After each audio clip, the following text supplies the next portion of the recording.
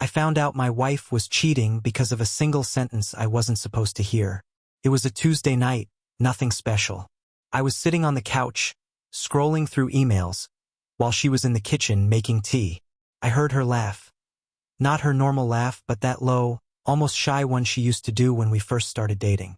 Then, clear as day, I heard her whisper into her phone, "I wish you were here instead of him." At first I froze, thinking maybe I misheard. But then she went quiet, and I could hear her breathing, waiting, listening to whoever was on the other end. My stomach turned cold. I didn't move, didn't say a word.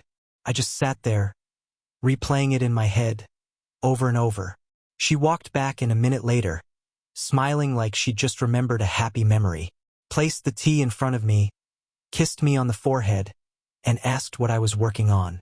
I looked at her, really looked at her, and for the first time in years, I realized I didn't actually know the person sitting across from me. I didn't say anything that night. I didn't want to give her the satisfaction of knowing I'd caught even a whiff of whatever game she was playing. Instead, I smiled, thanked her for the tea, and watched her over the rim of my cup like a stranger studying someone dangerous. She talked about her day, some minor drama at work, the traffic on the way home, how the grocery store was out of her favorite yogurt. I nodded at all the right times, but my mind was replaying that one sentence on a loop. I wish you were here instead of him. Who the hell was him? Was it someone at work? Someone from the gym?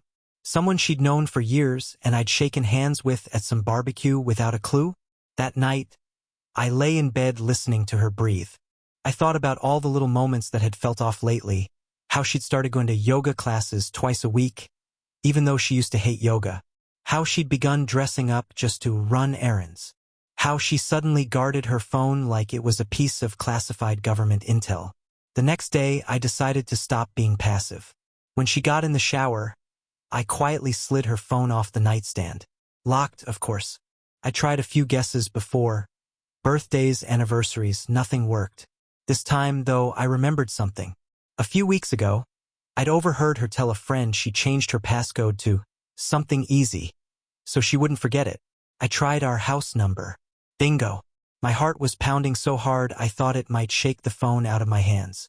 I didn't go straight to her messages. I opened her call log first. There he was. Daniel. No last name. Just Daniel. Dozens of calls in the past month. Many of them late at night when she told me she couldn't sleep and was going for a walk to clear her head. Then I opened their texts.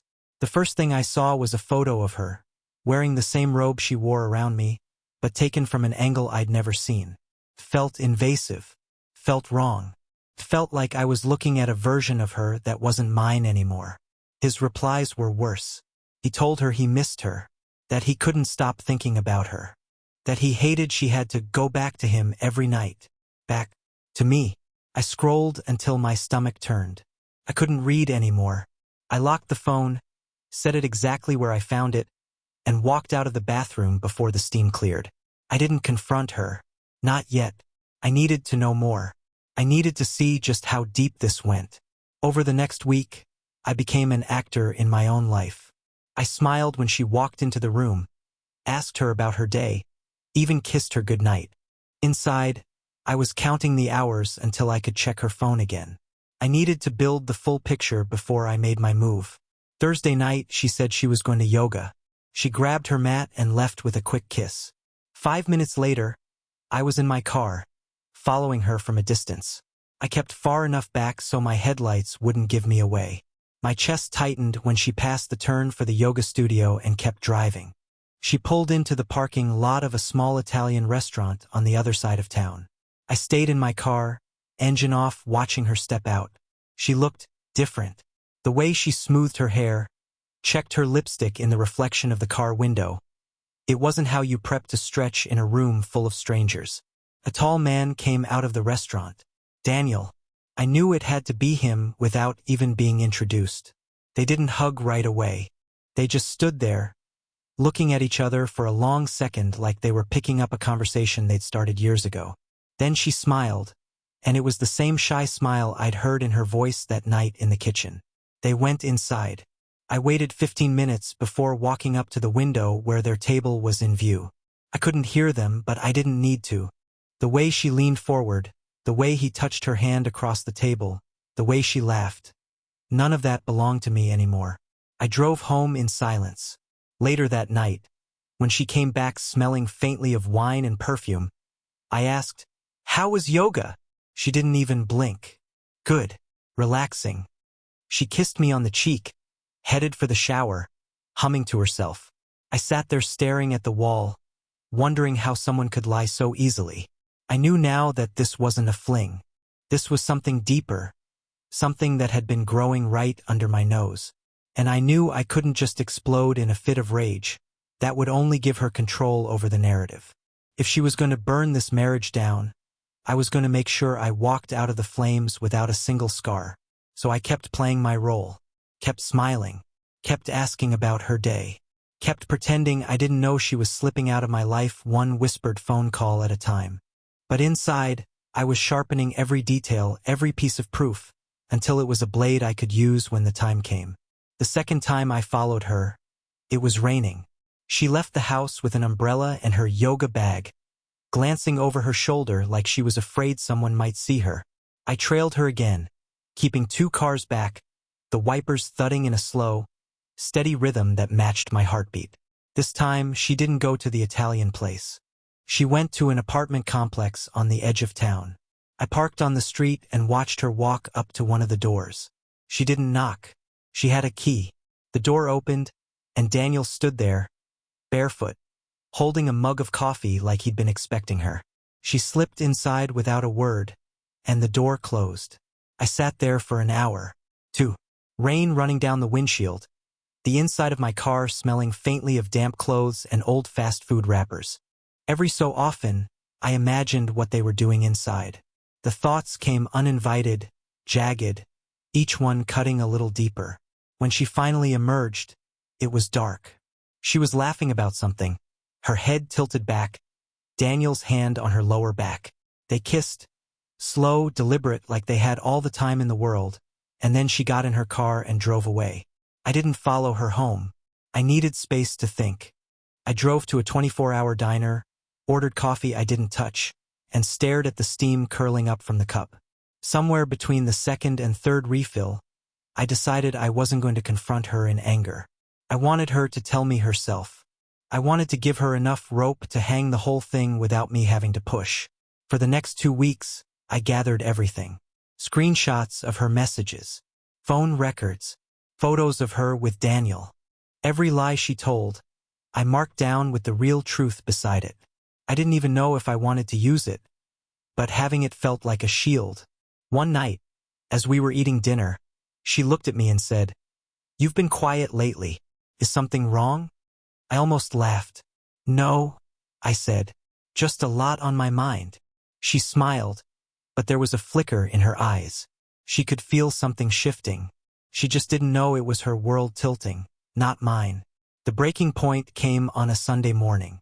She said she was going to meet a friend for brunch. I kissed her goodbye, waited until her car disappeared down the street, and then got into mine.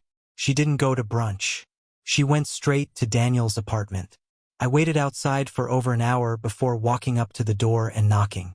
My heart was pounding so hard it felt like my chest might burst, but my face stayed calm. Daniel opened the door. His smile froze when he saw me.